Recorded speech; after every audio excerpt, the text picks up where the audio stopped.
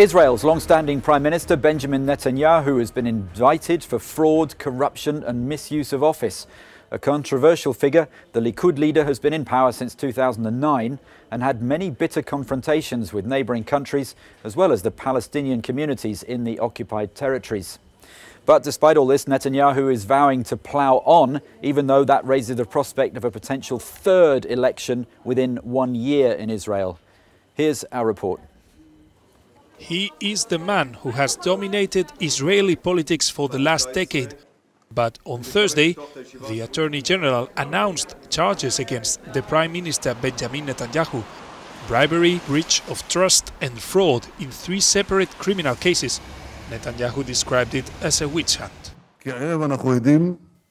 Tonight we are witnessing an attempted coup against a serving Prime Minister based on fabrications and a tainted, biased investigative process.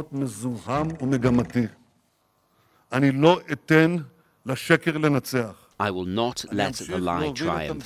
I will continue to lead the country according to the letter of the law, with responsibility, devotion and concern for the security and future of us all.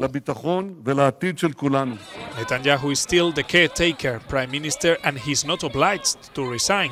Already a polarizing figure, he could become a liability for Likud if Israel returns to the polls for a third election in less than a year. Many of his detractors demonstrated on the streets.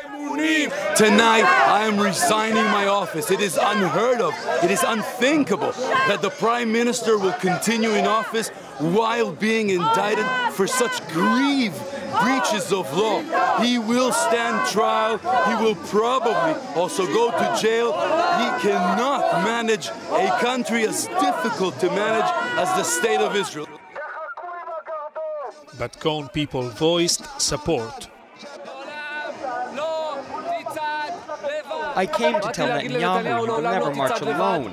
And I came to tell all of the fabricators that it is an abominable coup attempt that won't succeed, simply won't succeed.